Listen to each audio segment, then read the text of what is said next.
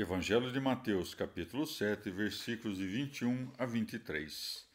Nem todo o que diz Senhor, Senhor, entrará no reino dos céus, mas só o que faz a vontade de meu Pai que está nos céus.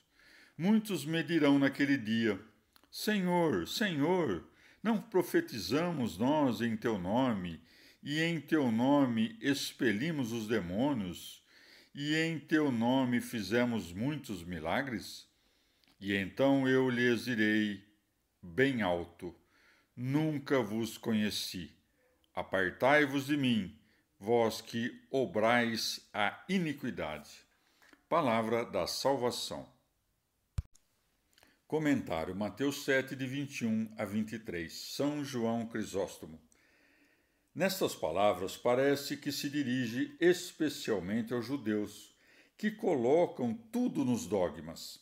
Por isso, também Paulo os acusa, dizendo-lhes: Tu, que tens o nome de judeu e repousas sobre a lei. Romanos 2,17. Não disse o que faz minha vontade, mas a de meu Pai.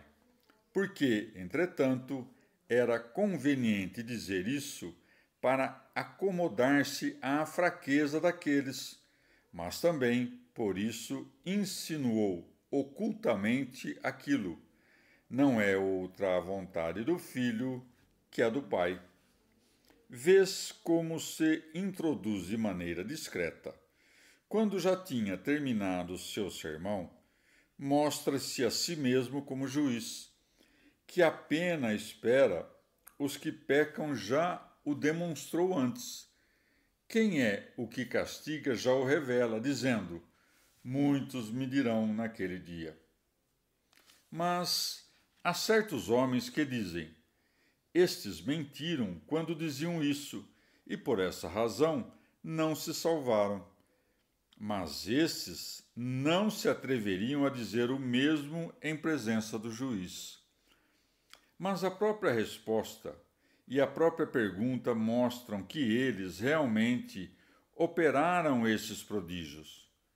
Como aqui eram admiráveis fazendo milagres em presença de todos e ali são vistos castigados, dizem admirados: Senhor, Senhor, não profetizamos nós em teu nome?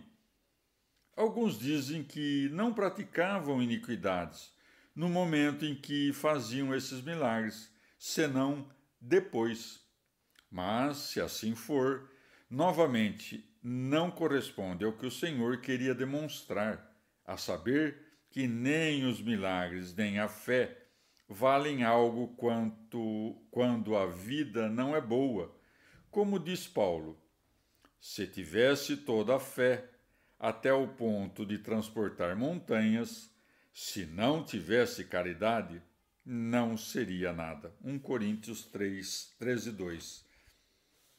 Como nem todos eram aptos para tudo, e enquanto uns tinham uma vida pura e não uma fé tão grande, a outros sucedia o contrário.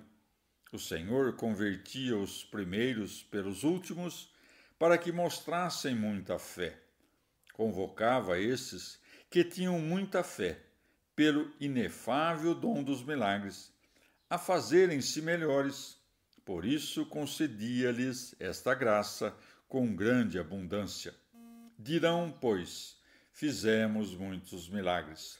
Mas, como fizeram-se ingratos com aquele que assim os honrou, com razão se segue as seguintes palavras: Então eu lhes direi bem alto: Nunca vos conheci. Diz, pois, o Senhor a esses: Nunca vos conheci, como se dissesse não somente no tempo do juízo, mas também quando faziam milagres.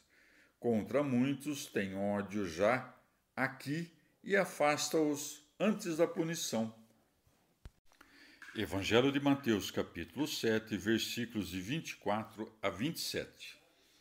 Todo aquele, pois, que ouve estas minhas palavras e as observa, será semelhante ao homem prudente que edificou a sua casa sobre rocha. Caiu a chuva, transbordaram os rios, sopraram os ventos e investiram contra aquela casa. Mas ela não caiu, porque estava fundada sobre a rocha. Todo o que ouve essas minhas palavras e não as pratica, será semelhante a um homem insensato, que edificou a sua casa sobre a areia. Caiu a chuva, transbordaram os rios, sopraram os ventos e investiram contra aquela casa. E ela caiu, e foi grande a sua ruína. Palavra da salvação. Comentário Mateus 7, de 24 a 27. Pseudo Crisóstomo. Não disse, pois, considerarei como um homem prudente aquele que ouve e faz, mas será semelhante a um homem prudente. Portanto, aquele que se assemelha é um homem. A quem, no entanto, se assemelha? A Cristo. Cristo, pois, é o homem sábio que edificou sua casa, isto é, sua igreja, sobre a pedra, isto é, sobre a firmeza da fé. O homem insensato é o diabo, que edificou sua casa, isto é, todos os ímpios, sobre a areia, isto é, a inconstância da infidelidade, ou sobre os homens carnais, que se chamam areia devido à esterilidade, e como não estão unidos entre si, mas divididos por uma multidão de opiniões, são inumeráveis. A chuva é o ensinamento que rega o homem, e as nuvens são de onde sai a chuva. Alguns são despertados pelo Espírito Santo, como os profetas e os apóstolos, outros pelo espírito do diabo, como os hereges.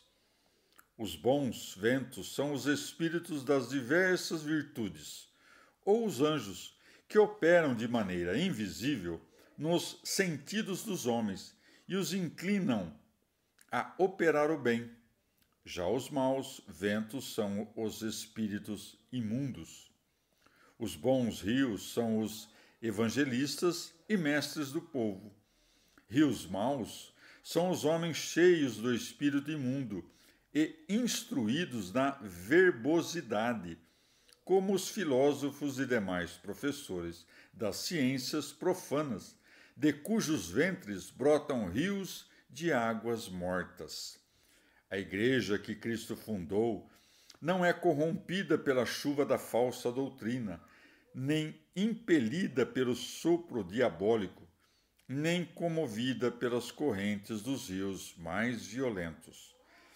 Não se opõe a isto o fato de que alguns da igreja caem, pois nem todos os que são ditos cristãos pertencem a Cristo, mas ele conhece os que são seus. 2 Timóteo 2,19. Mas contra a casa que o diabo edificou, desce a chuva da verdadeira doutrina. Sopram os ventos, isto é, as graças espirituais ou os anjos, os rios, isto é, os 4 evangelistas e demais sábios, e assim caiu a casa, isto é, a gentilidade, para que o Cristo se elevasse. E grande foi sua ruína. Dissolvidos foram os erros, desmascaradas as mentiras e destruídas os ídolos em todo o mundo. É, pois, semelhante a Cristo, o que ouve suas palavras e as põe em prática. E este edifica sobre a pedra, isto é, sobre Cristo, que é todo o bem, para que, sobre qualquer espécie de bem que alguém edifique, seja visto que edificou sobre Cristo. Assim como a igreja edificada por Cristo não pode ser destruída, também um cristão tal, que edificou-se sobre Cristo, não pode ser derrubado por nenhuma adversidade. Como diz a carta aos Romanos, quem nos separará, pois, do amor de Cristo? Romanos 8,35. De outra parte, Semelhante ao diabo é aquele que ouve as palavras de Cristo e não as põe em prática. Com efeito, as palavras que são ouvidas e não postas em prática são separadas e espalhadas, e por isso assemelham-se à areia. A areia é também toda a malícia, até mesmo os bens mundanos. Assim como a casa do diabo é destruída, também as coisas fundadas na areia são destruídas e caem. E grande será a ruína se ela atingir o fundamento da fé. Tal coisa não ocorre, por outro lado, se alguém tiver cometido fornicação ou um homicídio, pois nesse caso tem por onde se erguer, como ocorreu também com Davi. Evangelho de Mateus, capítulo 7, versículos de 28 a 29. Quando Jesus acabou este discurso, estavam as multidões admiradas da sua doutrina, porque os ensinava como quem tinha autoridade, e não como os seus escribas. Palavra da salvação. Comentário Mateus 7, de 28 a 29. Santo Agostinho. Do que aqui se diz, parece que Jesus deixou a multidão dos discípulos, dentre os quais elegeu 12 na montanha, os quais designou com o nome de apóstolos, coisa que Mateus aqui omitiu. Parece que Jesus pronunciou este discurso, que Mateus inseriu e Lucas passou em silêncio, na montanha somente para seus discípulos. Depois, tendo descido para o campo, proferiu outro semelhante, sobre o qual Mateus cala, mas não Lucas. Contudo, também pode acontecer, como já se disse antes, que Jesus tenha pronunciado um único discurso, estando presentes os apóstolos e as demais multidões, sobre o qual se ocupam Mateus e Lucas, de modo diverso, mas com a mesma verdade de pensamento. E assim, explica-se o que se diz sobre a admiração da multidão. Isto é, o que dá a conhecer no Salmo. As palavras do Senhor são palavras sinceras, são prata acrisolada, limpa da terra, depurada 7 vezes. Salmo 11, 7. Por cujo número julguei oportuno comparar esses 7 preceitos com aquelas 7 sentenças que coloquei no princípio desse discurso, quando tratei das bem-aventuranças.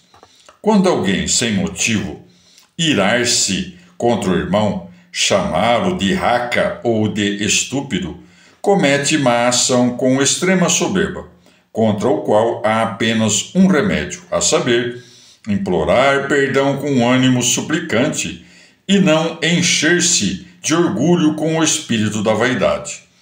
Bem-aventurados os pobres de espírito, porque deles é o reino dos céus. Mateus 5,3.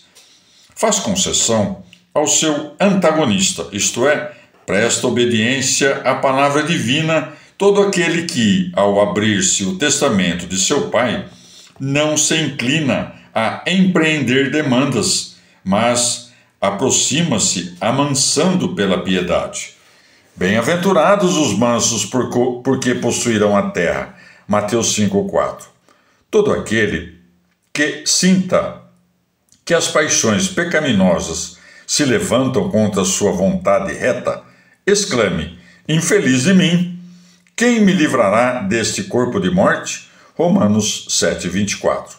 E, chorando assim, invoque o auxílio do Consolador, porque está escrito: bem-aventurados os que choram, porque serão consolados. Mateus 5,5.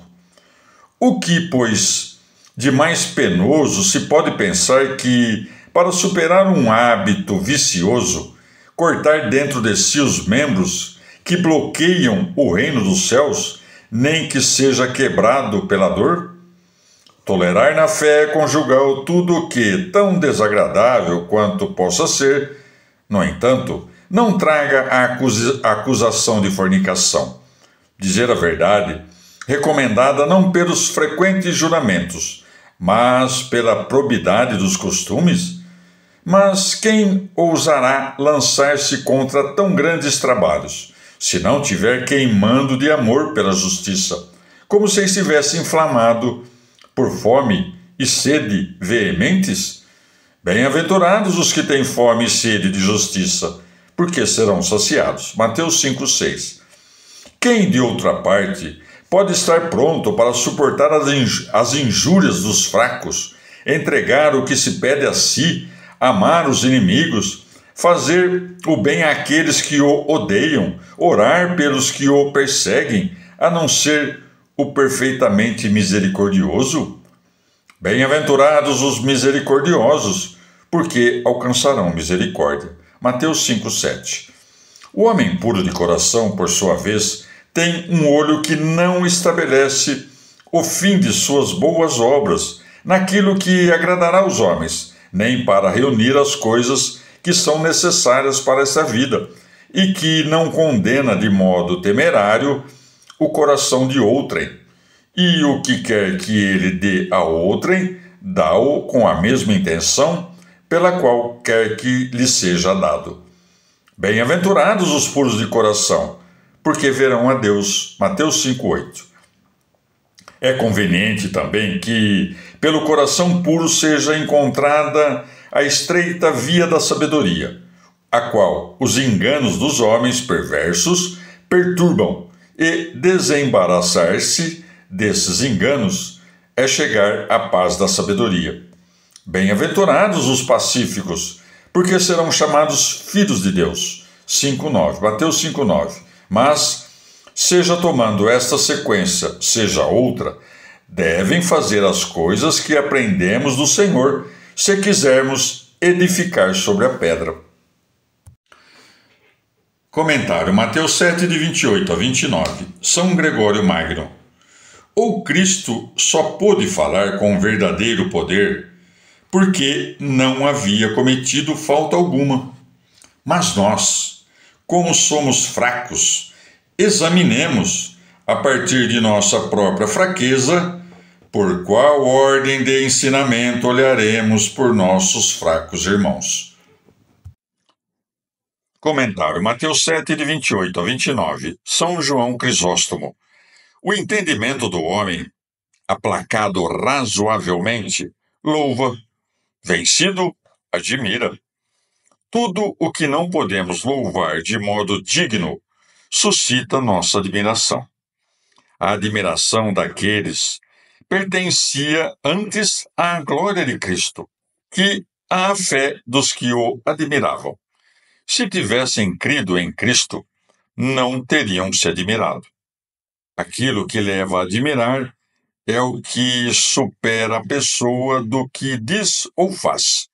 E por isso, não admiramos o que Deus diz ou faz, porque tudo é menos que o poder de Deus.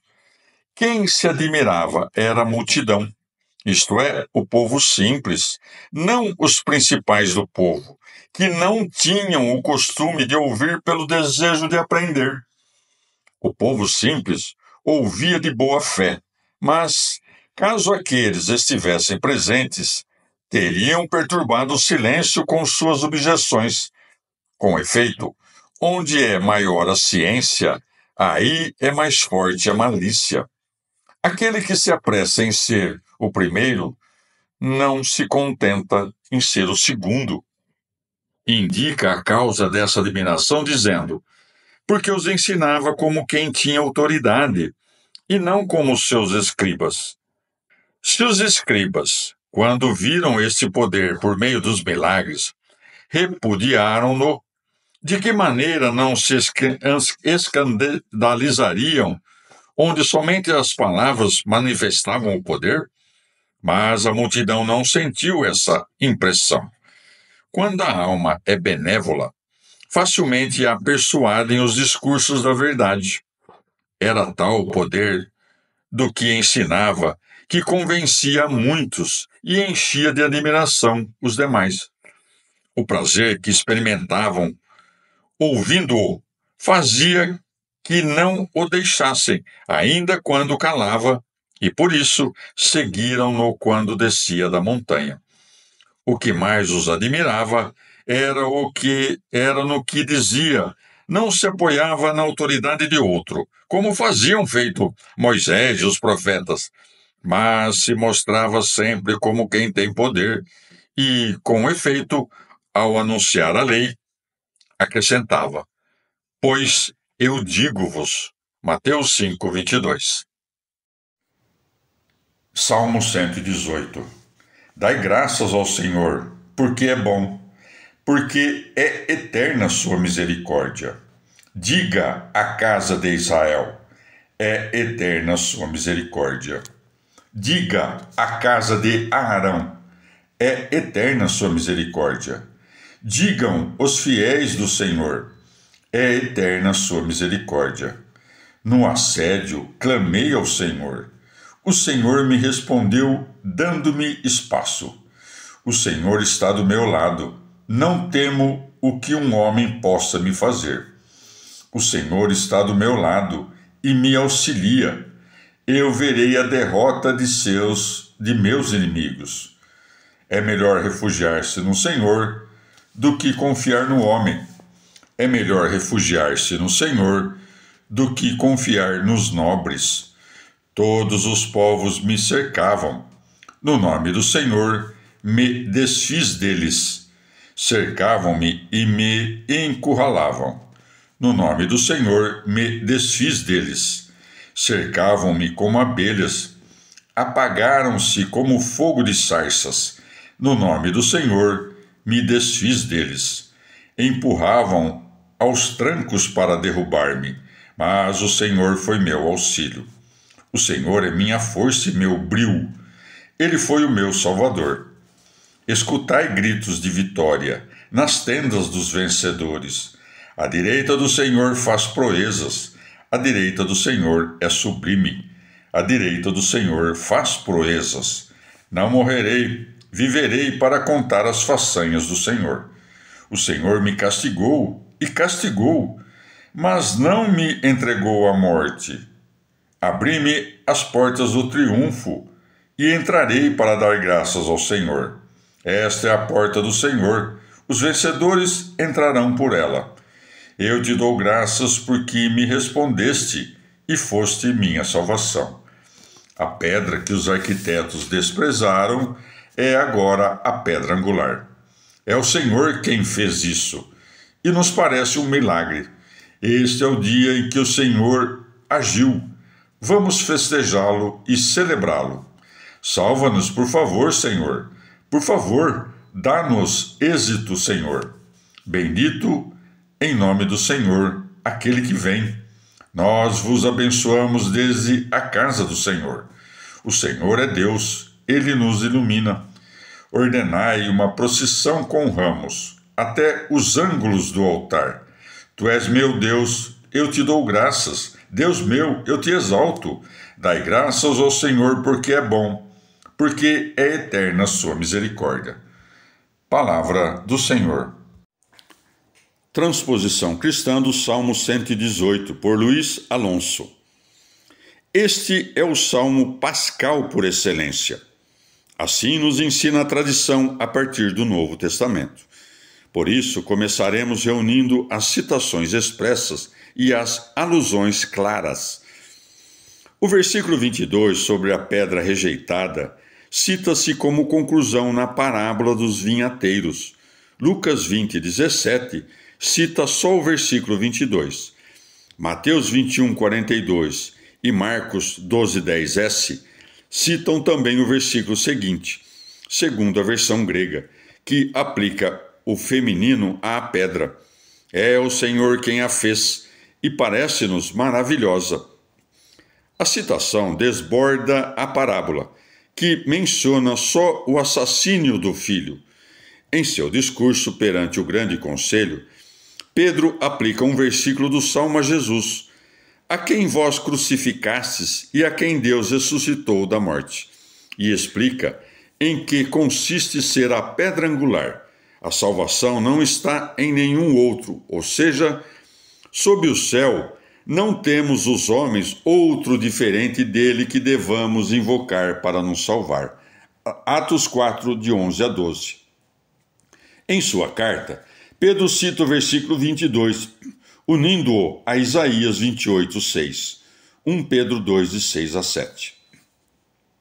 Os três sinóticos e também João citam 25 a 26a como o grito da multidão que recebeu com ramos a Jesus quando chegou a Jerusalém. Mateus 21, 9, Marcos 11, 9s, Lucas 19, 18, João 12, 13. A frase hebraica já mudou de sentido e agora é Jesus, o que vem em nome do Senhor. Hosana já é mera exclamação. Mateus cita outra vez o versículo 26a, na lamentação por Jerusalém, Mateus 23, 39. Apocalipse 7, 9 apresenta uma multidão com palmas nas mãos. Nossa Páscoa é a memória da morte e ressurreição de Jesus Cristo, e o Salmo ajuda-nos de modo admirável a meditar suas etapas principais. O enxame de inimigos que o cercam e tentam derrubá-lo, enquanto ele permanece firme, não confiando em homens e príncipes, mas invocando seu Pai. Deus quis prová-lo com a tribulação até deixá-lo morrer. Não o entregou, porém, ao poder onímodo da morte, mas o ressuscitou. Pelo que pode ele dizer, não morrerei para sempre, mas viverei. Romanos 6,9. Glorificado, Jesus ascende entrando no santuário celeste. Atos 9. Aí entrando como vencedor. Como Lucas dramatizou a ascensão, mas não a entrada no céu, encarregaram-se os pregadores de imaginar a cena, aduzindo também a segunda parte do Salmo 24, a invocação às portas. Agora o Messias, glorificado, converteu-se na chave do novo templo, que é sua igreja. Ele encabeça nossa liturgia de ação de graças no céu e em nossa celebração eucarística. Com ele e por ele damos graças ao Pai, porque é bom, Mateus 19, 17, porque é eterna sua misericórdia. E agora, como corpo seu, podemos apropriarmos do Salmo. Com efeito, 2 textos do Novo Testamento aplicam o Salmo aos cristãos. Parece soar em 2 Coríntios 6,9 uma alusão ao versículo capital 17a. Paulo diz dos apóstolos: somos os moribundos que estão bem vivos, os punidos nunca sentenciados à morte. Pelo fim da carta aos Hebreus 13,6, o autor exorta os cristãos, de modo que podemos dizer animosos: o Senhor está do meu lado, não temo o que possa fazer-me um homem. Livro do profeta Isaías, capítulo 26.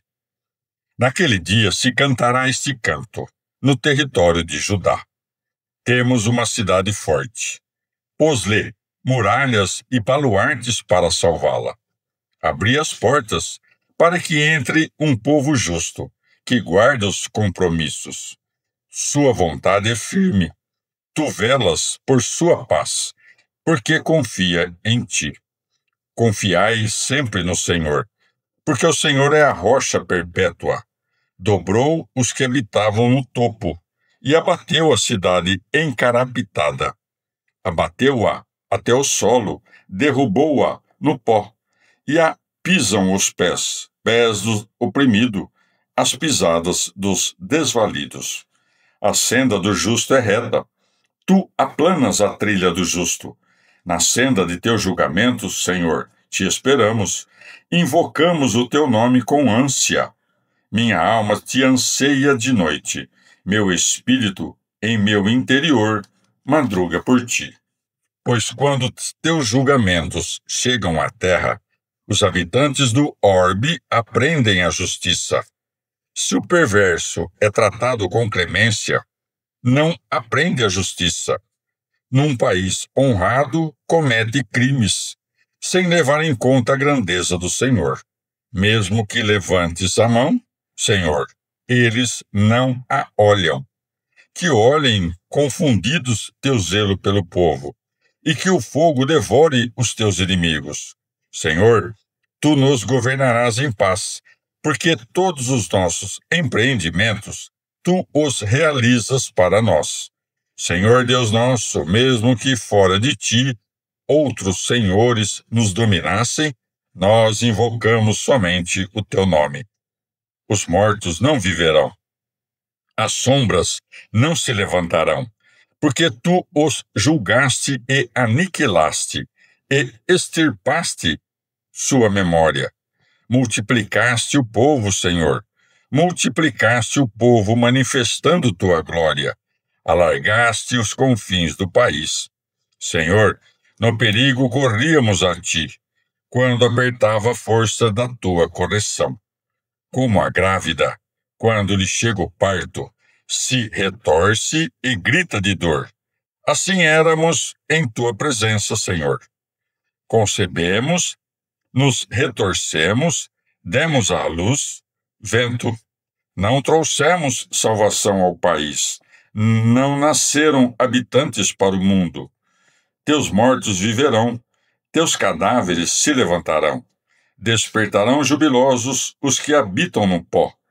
Porque o teu orvalho é orvalho de luz, e a terra das sombras parirá. Vamos, povo meu, entra em teus aposentos e fecha a porta por dentro. Esconde-te um breve instante, enquanto passa a cólera. Porque o Senhor sairá de sua morada para castigar a culpa dos habitantes da terra. A terra descobrirá o sangue derramado e já não ocultará os seus assassinados. Palavra do Senhor.